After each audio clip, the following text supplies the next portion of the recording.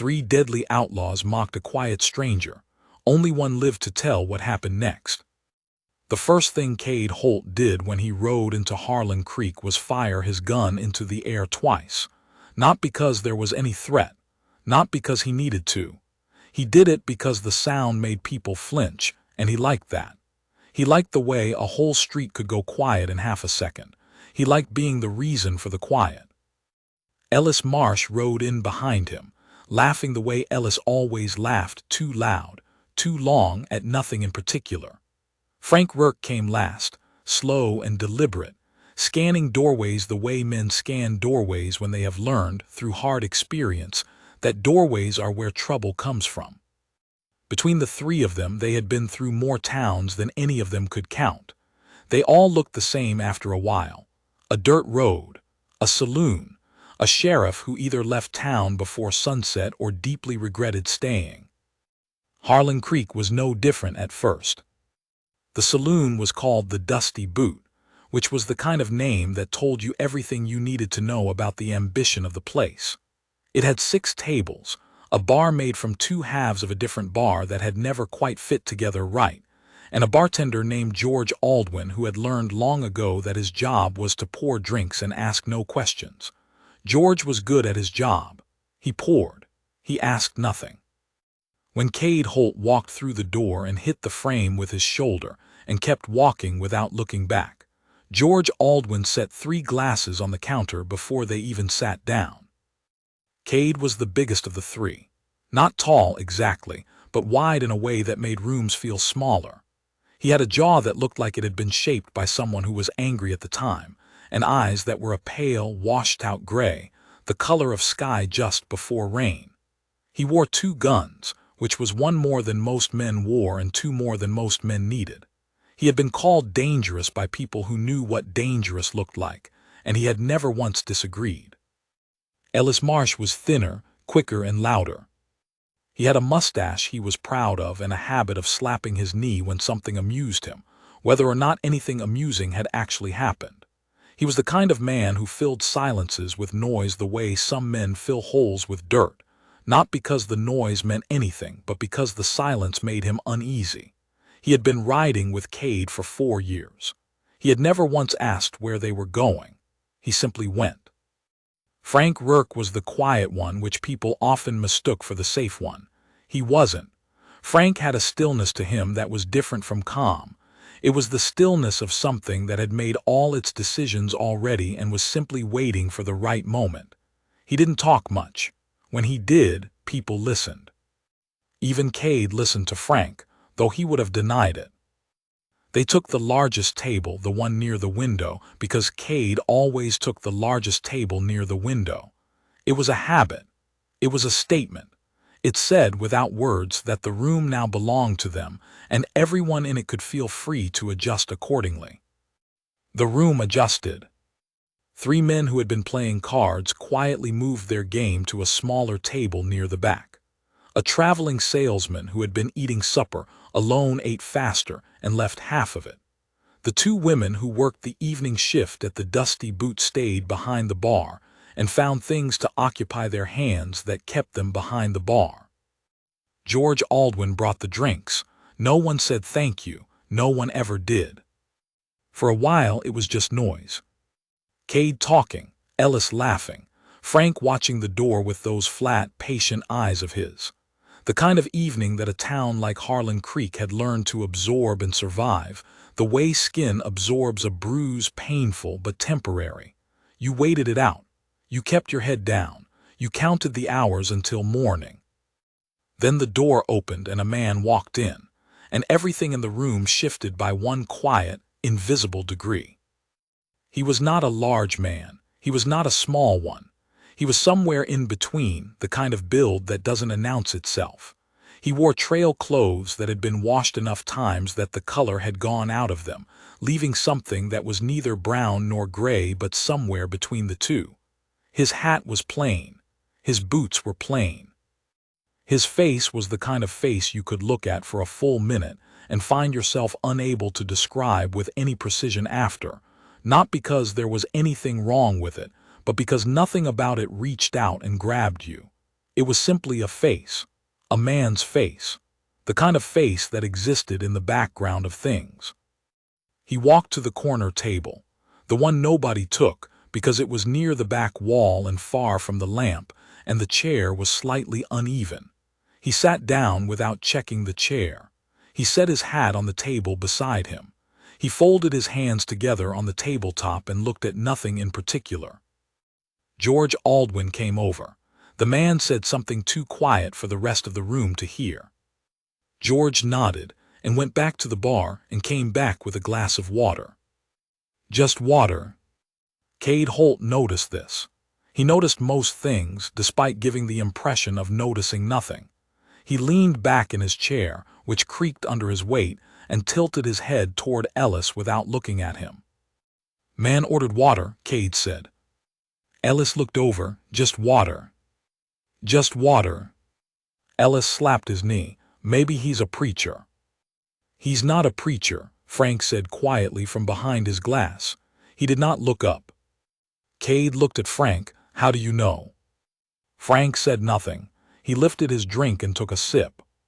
His eyes, for just a moment, moved to the corner table and then moved back, and the expression on his face did not change. But something in it did, something very small and very private, like a door in a room nobody else was standing in. Cade snorted and looked back at the corner. He studied the man for a moment. The man didn't look up. He was sitting in that uneven chair as though it were a throne, or as though he had never in his life sat in an uncomfortable chair and didn't know what discomfort felt like. He just sat there, hands folded, glass of water in front of him, looking at nothing. "Hey," Cade said, loud enough to carry. The man didn't look up.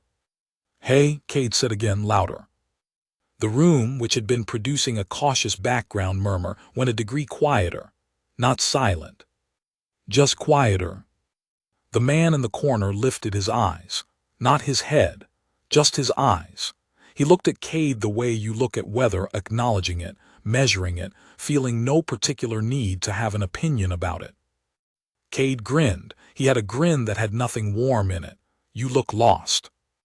The man said nothing. "I said," Cade repeated slower, like he was talking to someone who didn't speak the language well, "you look lost." "I heard you," the man said.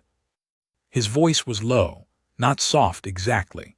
Low in the way a floor is low, solid, horizontal, going nowhere. He said those 3 words and then he stopped, and the stopping was as complete as a door closing. Cade's grin widened. He looked at Ellis. Ellis was already slapping his knee. Frank had stopped drinking and was looking at the table. "He heard me," Cade said to the room, and a few people gave the kind of laughs that people give when they are afraid of what happens if they don't laugh. The man in the corner picked up his glass of water. He drank from it slowly, set it down, and folded his hands again. He did not look at Cade again.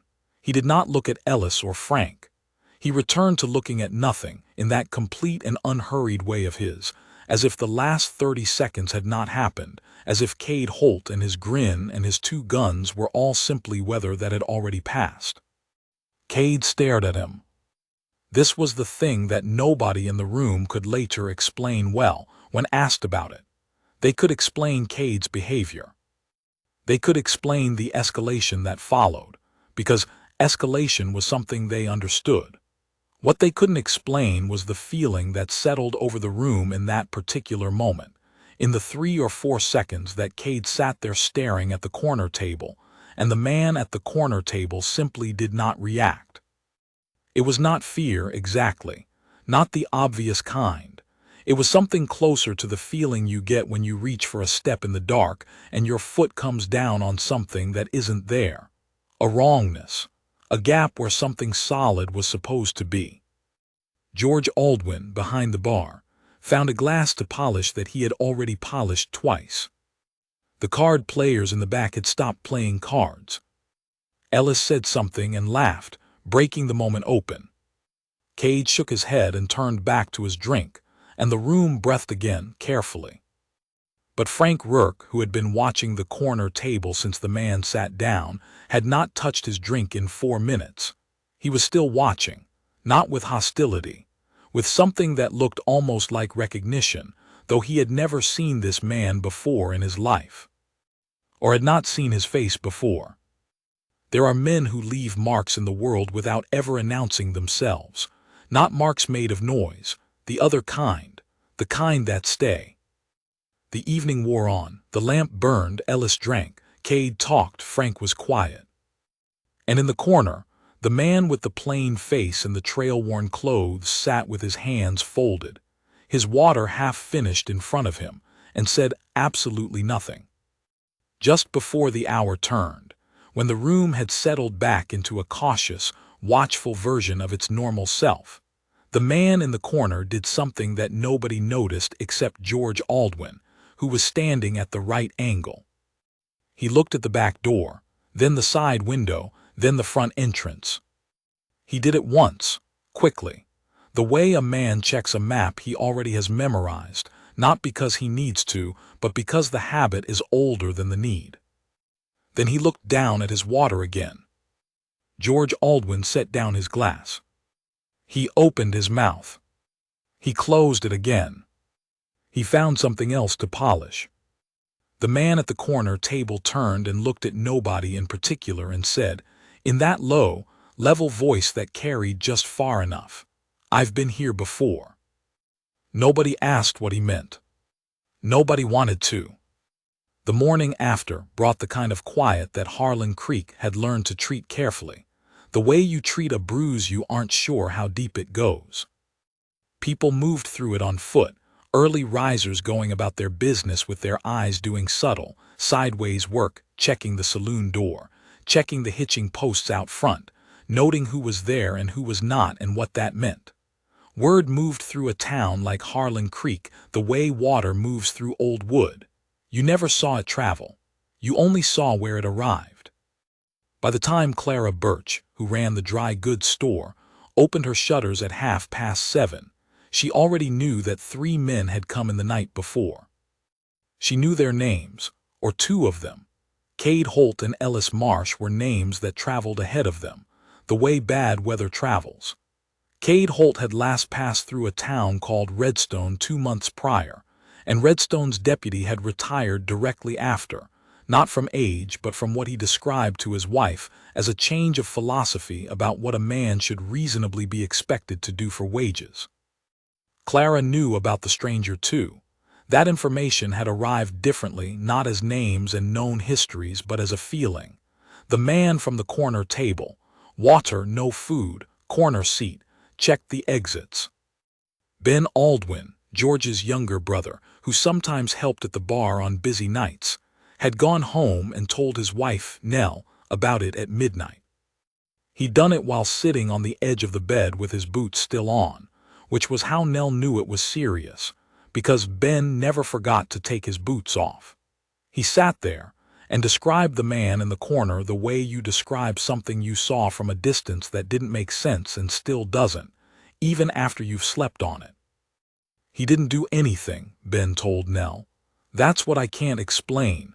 Cade Holt talked at him and he just sat there, and somehow that was worse than if he'd talked back. Nell, who was practical in the way that women who have raised 4 children in a rough territory tend to be practical, said, "Worse how?" Ben thought about it for a long time.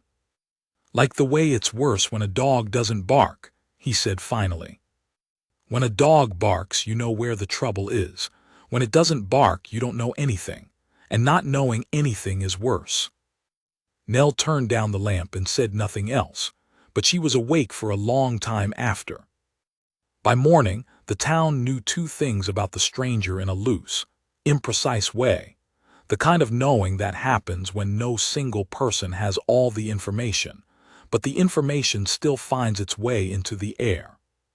The first thing, his name, or something close to it, a name that had come through 3 or 4 conversations, getting slightly compressed with each one, until what reached Clara Birch's ear was just a surname, Doyle.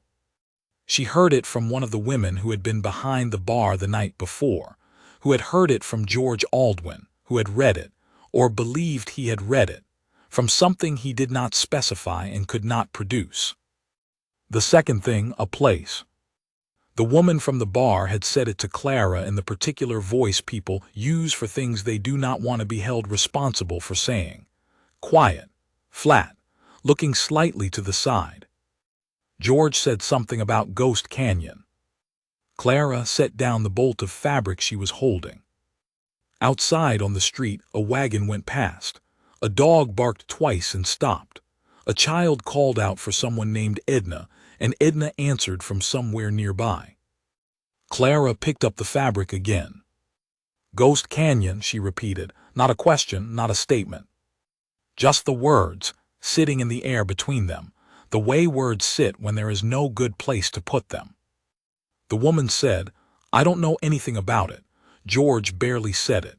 He said it, and then he looked at the bar and started wiping it down and didn't say anything else.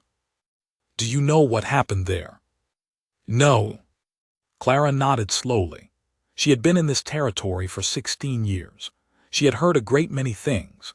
She had seen men come through who had done things that other men would not believe, things that circulated in stories that grew less specific and more frightening the farther they traveled from their source. She had developed over those 16 years a reliable sense for the difference between a story that had grown in the telling and one that had shrunk. Some stories got bigger because the truth wasn't dramatic enough. Others got smaller because the truth was too dramatic to say fully out loud, because saying it in full meant admitting that such things happened in the same world where you hung your laundry and fed your children. Ghost Canyon was the second kind. She knew enough. She didn't know details. She didn't want them. What she knew was the outline of it, a situation, some years back, involving a group of men who had made a particular mistake in a particular canyon, and the way that mistake had concluded. The details were gone or had never clearly arrived, but the outline remained, and the name, apparently, was Doyle. She said nothing else about it. She completed the sale of the fabric. She went about her mourning. But when her husband, Lawrence Birch, came in at noon asking if anything interesting had happened, she said no and turned back to her accounts. Lawrence, who knew his wife well, sat down on the stool behind the counter and said nothing for a while. Then he said, I heard 3 men came in last night. They did. And someone else. Clara wrote something in her ledger. Seems like it. Someone from... I wouldn't, Clara said, not loudly, not unkindly. She kept writing. I really wouldn't. Lawrence looked at her for a moment. He was a large man with a careful disposition, which was part of why they had been married for 22 years, and why those years had gone as well as they had.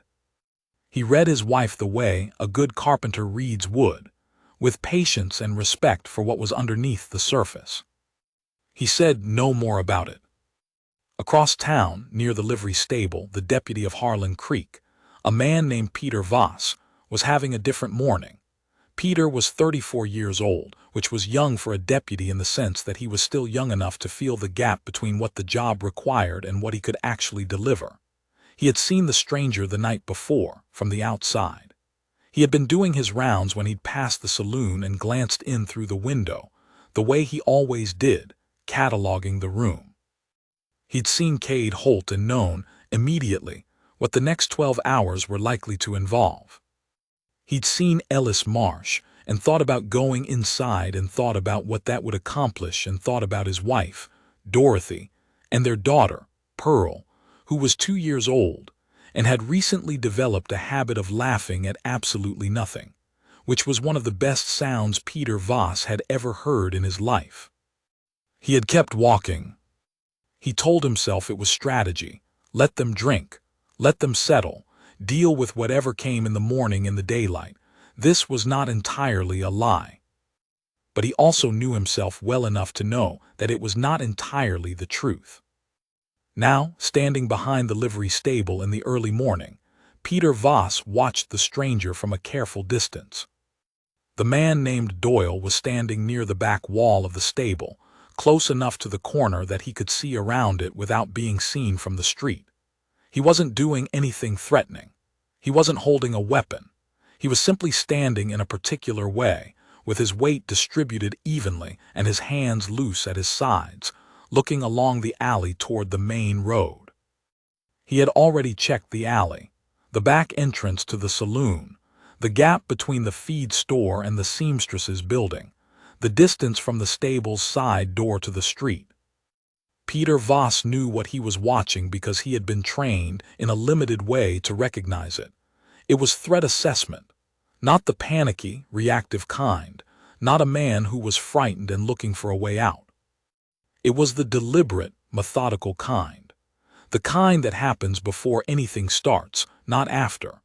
The kind practiced by men who have been in enough situations that they have learned to walk into every room with the next situation already mapped in their heads. It was, Peter thought, watching from behind a fence post, the kind of thing that a man did out of pure, deep habit, like breathing, like checking the exits. He had been checking exits, Peter would later tell the county judge, since before he sat down, probably since before he tied his horse. Peter Voss did not approach him. He went home and had breakfast with Dorothy and watched Pearl laugh at something invisible in the corner of the room, and he tried very hard to be fully present for it. He mostly succeeded. What the town had gathered, by the time the sun reached its midpoint over Harlan Creek on that Tuesday in late September, was imprecise and incomplete, and yet somehow more coherent than most of what passed through the territory as news. It had the quality of things that are understood rather than known, the way you understand a storm without being able to predict exactly what it will knock over. A man had come to town. He had sat quietly and done nothing wrong and said almost nothing. But Ghost Canyon said something. And the way George Aldwin had looked at the floor when he said it, George Aldwin, who had stood behind bars in rough towns for 2 decades, and whose expression rarely changed for anything, that said something too. The town was not afraid exactly. Or it was afraid in the practiced, managed way that people get afraid when they have lived long enough in places where fear is occasional weather. They went about their business. The dry goods store was open. The blacksmith hammered. Children ran in the street near the schoolhouse, and their teacher, a woman named Agnes Halford, stood in the doorway of the school and watched them as she always did. But Agnes Halford did not leave the doorway that morning. She usually walked among the children, directing their games and settling their arguments. That morning she stood in the doorway, one hand on the frame, and watched. And when little George Jr., the bartender's nephew, ran close to the street, she called him back more sharply than she meant to. She apologized to him after. He said it was fine. He was 7 and had already learned to absorb adult apologies with grace. Inside the dusty boot, Cade Holt and Ellis Marsh were having a late breakfast. Frank Rourke was sitting in the same chair he'd taken the night before, facing the door. Cade was in a loud mood. He was telling a story about a card game in a town called Beller, which was in a territory that none of them had been to in over a year. The story involved someone losing badly and taking it poorly, and Cade was telling it in the full-bodied way he told stories when he was enjoying himself, with gestures, with voice changes, with long pauses for effect. Ellis was eating and laughing. Frank was watching the door. At some point in the story, Cade said the stranger's name, or tried to. He said Doyle the way you repeat a rumor casually, testing its weight, seeing how it sits in the air. Neither Ellis nor Frank responded to it immediately. Then Ellis said, "What about him?" Cade shrugged, heard somebody say his name, Doyle. Frank said nothing. Ellis slapped the table lightly. "Old Doyle, water man," he grinned. Frank picked up his coffee, he looked at it, he set it down. "Drop it," he said. Cade looked at him. "What?" "The man, drop it." Cade leaned back and studied Frank for a moment, the way you study something to see whether you agree with it. Frank's face gave nothing back. It rarely did. Frank had a face that delivered information only on his terms at his schedule, and today the schedule appeared to be empty. Cade turned back to his breakfast. He picked up his fork. He was quiet for a moment. Then he said, "It's just a name." "Yep," Frank said. He picked up his coffee again. He drank it. His eyes went back to the door. The thing about Cade Holt, the thing that everyone who had ever ridden with him or against him or simply been in the same room with him had eventually come to understand, was that his particular kind of danger did not announce itself at once. It arrived in stages. It had a rhythm, like water working at stone, not dramatic, not sudden, but consistent and patient, and ultimately indifferent to whether the stone was interested in being worn away. He had started the previous evening with words. That was always the first stage, the words, the volume, the performance. It was theater, and he knew it was theater, and the audience knew it was theater, and that mutual knowledge was part of the mechanism. You didn't mock someone in a room full of people because the mockery itself was the point.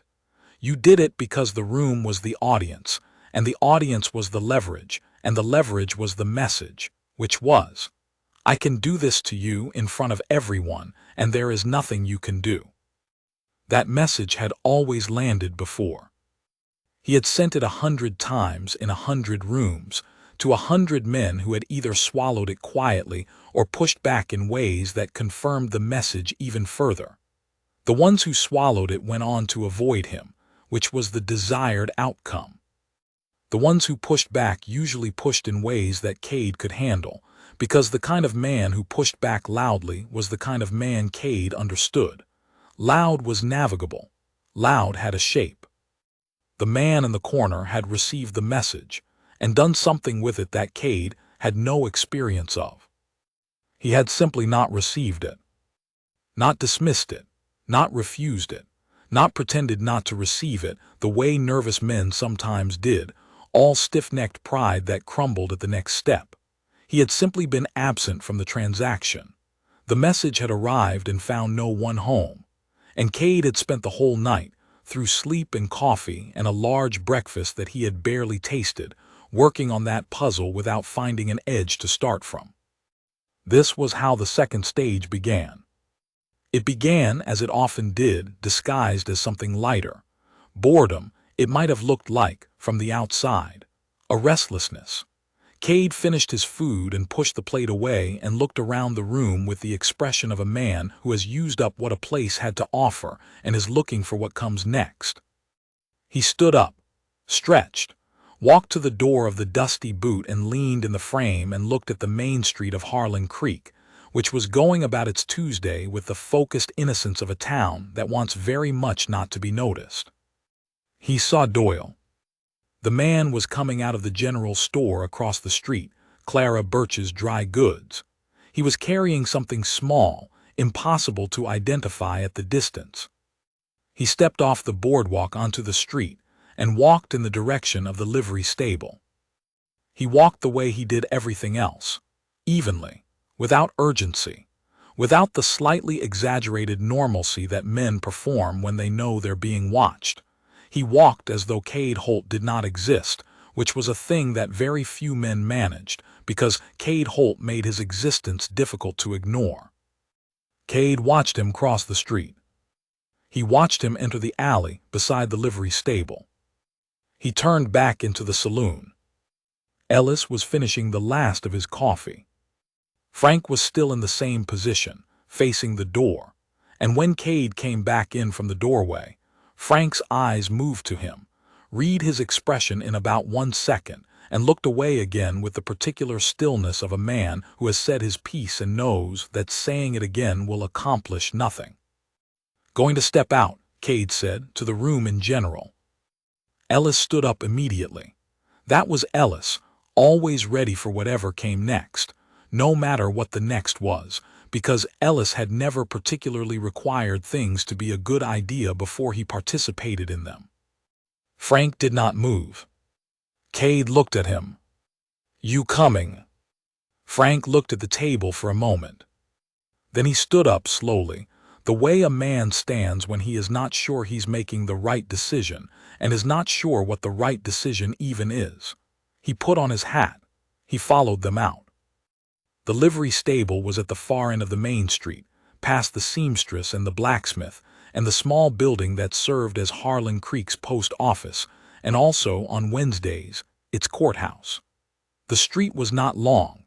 It was the kind of street that told you everything about the ambition of the town that had built it, practical, functional, designed to get you from one end to the other and nothing more.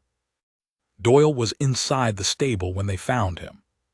He was with his horse, a gray animal of no particular distinction, running his hand along the horse's flank with the calm, practiced attention of a man who looks after his equipment. He didn't look up when they came in.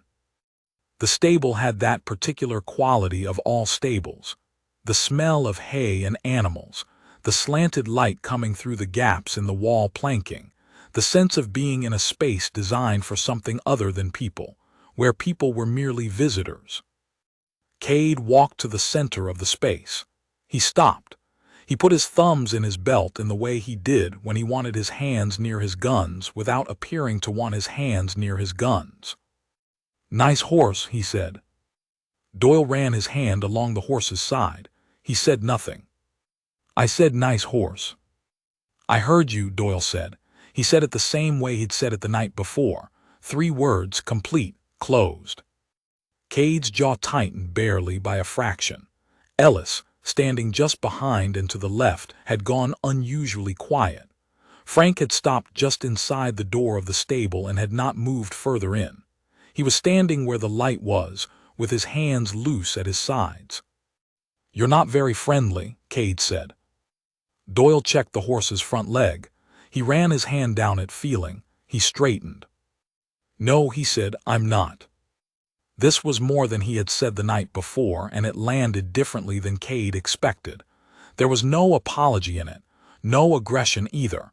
It was simply information, a thing stated, true and complete, and requiring nothing further from either side. Cade took a step closer. "Where'd you ride in from?" "West." "West is a big place." "It is." "Where west?" Doyle turned to look at him for the first time since they'd come in. The look was even and unhurried, and it had in it the same quality as the night before: measurement without judgment, the way a man measures a drop before he steps across it. He looked at Cade for a moment clearly, without apparent discomfort. "Know where you've been?" he said. Cade stared at him.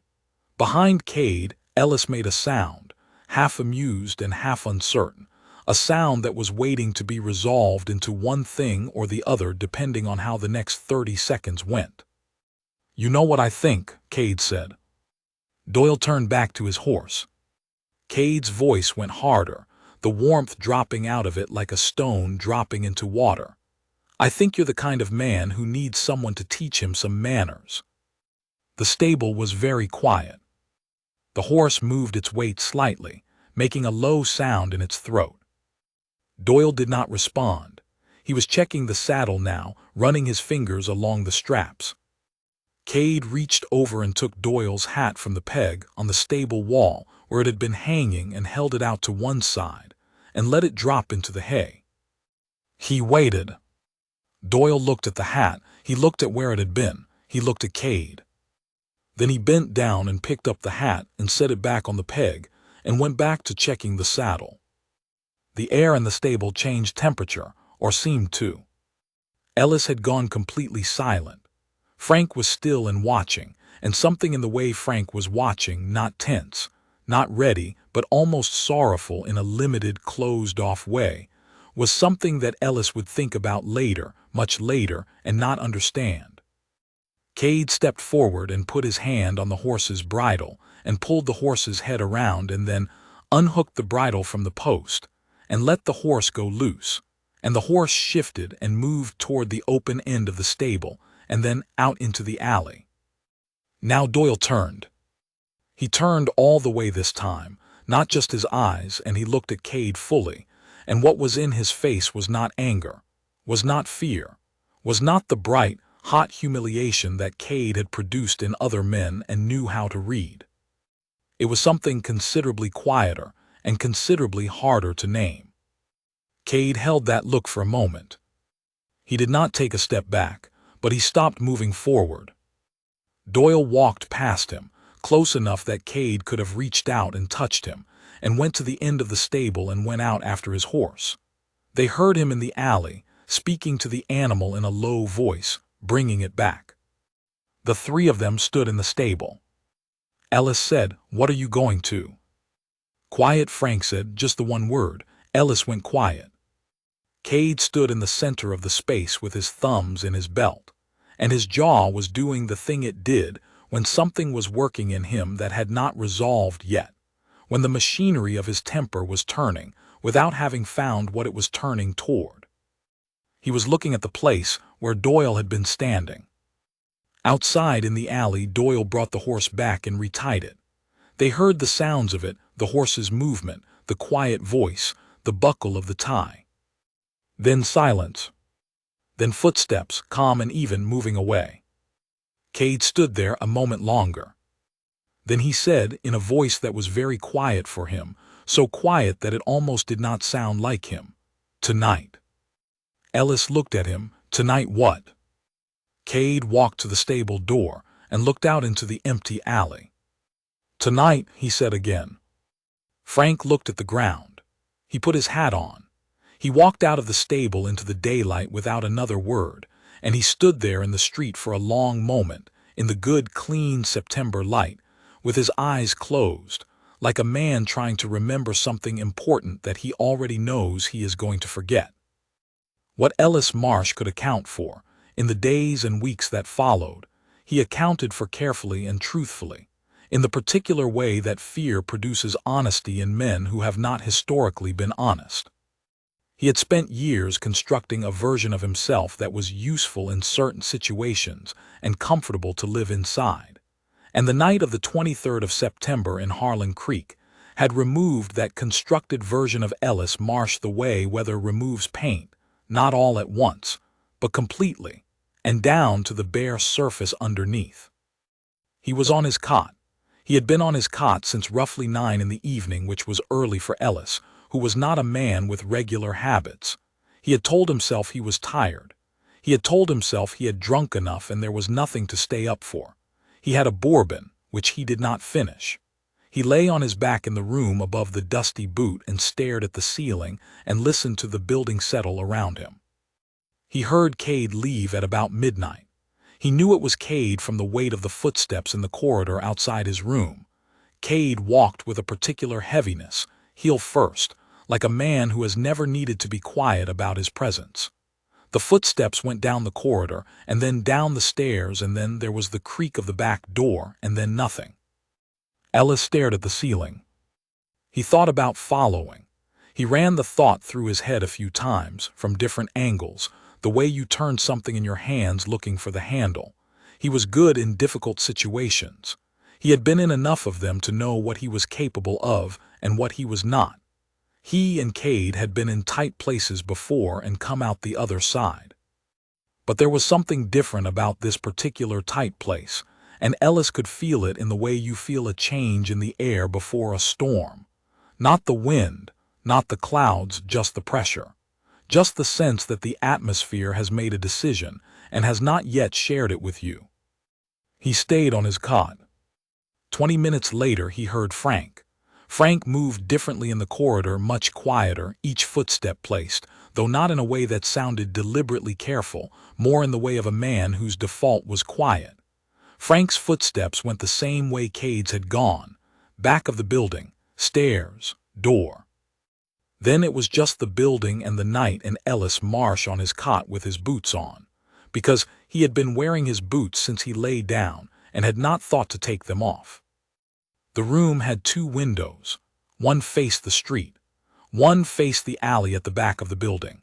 He had left both slightly open because September in this part of the territory could go either way, still warm by day, but the nights had a new edge to them, a reminder of what was coming. The wind moved through the first window. It moved the curtain in the second window. The lamp on the small table beside the cot had burned down to its last hour of oil, and its light was low and orange and cast long, thin shadows across the ceiling that shifted when the curtains moved. Ellis put his arm over his eyes. He thought about a town called Beller, where the card game had gone badly for someone who deserved it, which had been a good memory until an hour ago. He thought about his mother's house, which he had not visited in 7 years, in a place that now seemed not entirely real to him, like a story someone had told him about someone else. He thought about money he was owed by a man in Colorado who was probably never going to pay it. He did not think about Cade or Frank or the man called Doyle. He did not think about these things in the careful, deliberate way that you do not think about something when you are very aware of it. Then he heard a horse. It was brief hooves on packed earth, a shift of weight, the sound of an animal adjusting its footing, and then it was gone, not riding away. Just that one small sound, like something briefly disturbed in the dark, and then silence again. Ellis did not move. The curtain moved in the window that faced the alley. The lamp light shifted on the ceiling. There was nothing else. No voices, no further sounds, just the ordinary sounds of a quiet night in a small town, the distant bark of a dog, the wind, the creak of the building's wood in the temperature drop, the sound of his own breathing. And then, at some point between when the lamp finally guttered out, and when the first gray light began in the window that faced the street, there was one more sound. It was not close. It came from somewhere outside and below, and it lasted for just a moment. He would describe it later as being like boots on hardwood, though he knew there was no hardwood nearby. The alley behind the building was dirt. When pressed on what he meant, he would say he didn't know how to say it better. Like boots on hardwood. One set of footsteps, measured and even, and then nothing. Just nothing. The particular kind of nothing that follows after something is finished, rather than simply paused. Ellis lay on his cot and stared at the ceiling that he could no longer see in the dark, and he thought about Pearl, the deputy's daughter, which was a strange thing to think about because he had never even seen the child and had only heard her name in passing, and yet the thought of her was specific and clear in a way that most of his thoughts in that hour were not. He thought about her laughing at nothing, the way George Aldwin's brother had mentioned, the way young children laugh at things that only they can see. He thought that is the only sane response. He thought, I should have left this town when I first rode in. He thought, it is too late to leave this town. Not because he was trapped. There was nothing stopping him. The door was there. The stairs were there. His horse was in the livery stable, tied and fed and ready. He could be on a road before the sun came all the way up. He knew he would not. Not because he was brave. Ellis Marsh had never been brave, not in the way the word usually meant.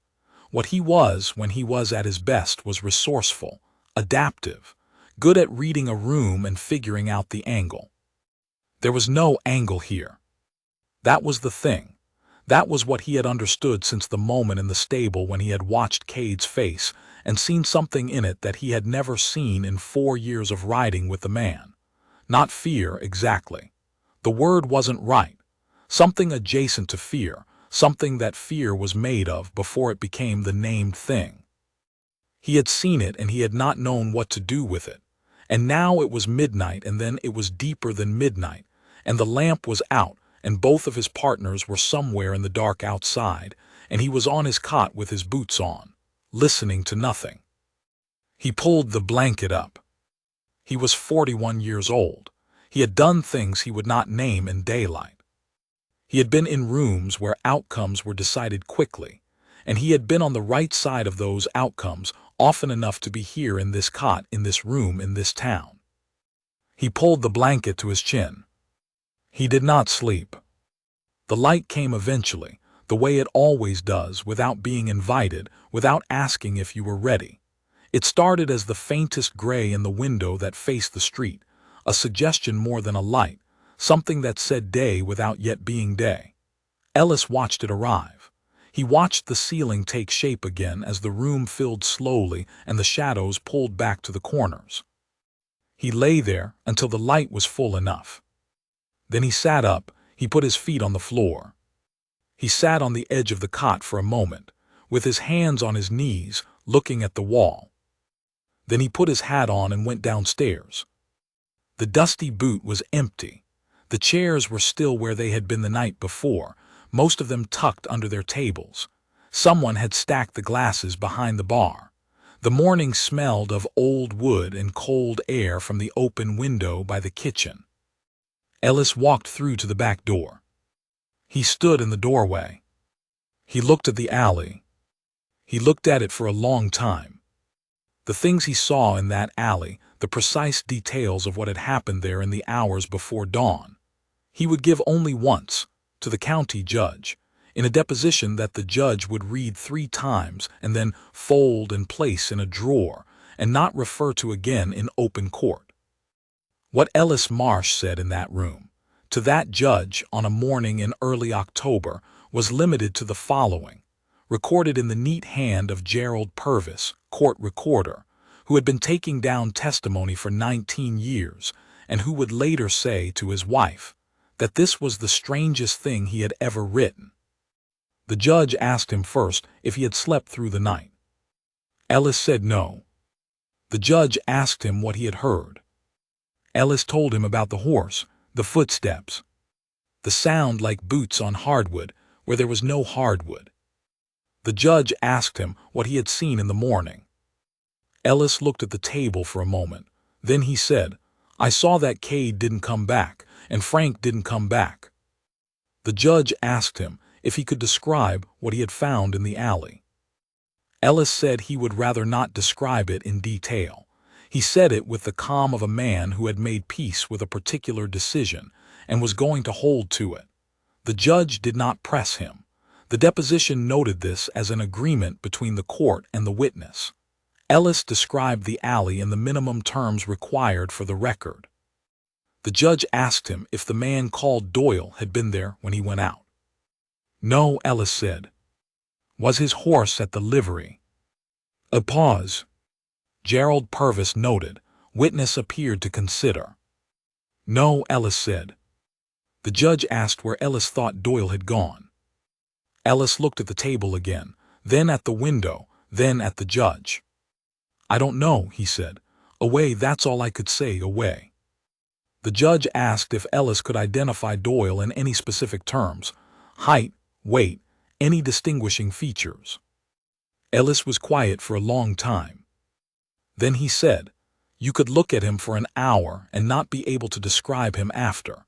It was like trying to remember the exact shape of a doorway you walked through." The judge wrote something in his own notes. He asked Ellis if Doyle had threatened him at any point. No. Did he threaten Holt or Marsh? Not that I heard. Then why do you believe he was responsible for? I don't know what I believe, Ellis said. He said it without heat, without volume, without the defensive edge that people usually put in that sentence when they are actually quite sure what they believe and are simply choosing not to say it. He said it the way you say a true thing. I know what was there when I went to bed. I know what was there when I went out in the morning. I know he was the only one who was in the same place both times. The judge asked if that was all. Ellis thought about it. He wasn't stopping me, he said. When I walked out and saw what was in the alley, I stood there and then I went back inside and I sat at the bar and George Aldwin came down and he didn't say anything either and we just sat there. And nobody stopped me from leaving. Nobody was watching me. I could have left. The judge waited. I just couldn't figure out why I was still there, Ellis said. Gerald Purvis wrote this down in his neat, small hand. He underlined nothing. He added no notes of his own in the margin. He simply wrote what was said. The judge looked at the deposition when it was done and read it through once. He looked at Ellis Marsh, who was sitting across from him with his hands flat on the table and his hat beside his hands, and his eyes carrying the particular quality of a man who has looked at something he cannot unsee and has decided to keep living anyway. All charges against Ellis Marsh were reduced. This was partly due to the deposition, partly due to the fact that the coroner's report was specific about what had happened and almost entirely silent on how, which made prosecution difficult in practical terms, and partly due to the fact that the prosecuting attorney had, Around the third day of reviewing the case, developed a persistent and irrational conviction that he did not want to look too closely at the details, and had learned in his years of work to trust that particular instinct. Ellis Marsh walked out of the county courthouse on a Thursday morning in a light, cold October rain. He went to where his horse was tied and stood with his hand on the animal's neck for a moment, not moving. A woman passing with a basket looked at him and looked away. He mounted up. He rode west. He stopped at the edge of town, where the main road went from packed dirt to open trail, and he sat his horse there for a minute and looked back at the town, and then looked forward at the road, which went on through flat country until the land started to rise toward the hills in the far distance. He looked for a long time at the road ahead. He was not sure what he was looking for. He did not see anything. He rode on. He did not stop riding until after dark. He made camp near a creek without a name, built a small fire, and sat beside it without eating. The night was cold. The fire was small. The trees around the creek made sounds in the wind that were entirely ordinary. Trees and wind, nothing else. But Ellis found himself listening to each one and identifying it before he could relax it into background. This is what the man called Doyle had left him. Not a wound, not a specific memory that replayed in the dark, nothing so definite as that, just this, the listening, the checking, the habit of assessing each sound before allowing it to pass into silence. He would do it for the rest of his life. In every boarding house, every saloon, every room he passed through in the 31 years he had remaining, he would locate the exits first. He would find the corner table. He would sit facing the door and note who came in and what they carried, and how they moved, and whether anything about them was wrong in the specific, quiet way that something had been right about the man in the corner. Right in the way that the wrong things sometimes are. That deep rightness of a thing that is exactly what it is and nothing else and will not be moved. He gave up the life he had been living, not dramatically, not as a conversion or a statement or a change that he announced to anyone. He simply stopped doing the things he had been doing, the way you stop leaning on a fence when you realize it isn't solid. He found work that paid honestly in a territory far from any place he had been before. He was not good at it at first. He got better. He got older. He stopped thinking about Cade Holt most days, and he stopped thinking about Frank most days, and there were long stretches of time when the alley behind the dusty boot was something that happened in someone else's memory and not his own. But he never stopped listening. He never stopped checking. He never sat with his back to a door. And sometimes in the last years, when the winters had gotten into his joints and the work was behind him and he had time to sit in the evenings near a fire or a lamp, he would think about Ghost Canyon, not about what had happened there. He didn't know what had happened there, not specifically. He knew only the name and the weight the name carried in George Aldwin's voice when George had said it to the floor. He would think about the name and then he would think about the man, and he would try, as he always tried, to remember the face, to hold it in his mind, to describe it to himself the way you describe something familiar that you are trying to fix in memory before it goes. He couldn't do it, not once in 31 years. He could remember the hat, the trail-worn clothes, the folded hands on the tabletop, the water, the way the horse had moved when the man spoke to it in the alley. The face was gone every time he reached for it. Just a doorway. Just the shape of a doorway he had walked through and could not, no matter how he tried, go back to. He died in a boarding house in New Mexico in the winter of 1912. He was 72 years old. The room had one window and one door. The woman who ran the boarding house, a widow named Helen Pratt, found him the following morning when he did not come down for breakfast. The door was locked from the inside. He was in the bed on his back. His boots were on. Helen Pratt, who did not know anything about Ellis Marsh's history and had known him only as a quiet, decent-mannered man who paid his rent without being asked and never caused any trouble, said later that his face, when she found him, had in it a kind of relief. She had seen people go in their sleep before, and they did not always look like that. Usually there was just the absence of expression. The face returned to its neutral, unmarked state, like a page with the writing washed out.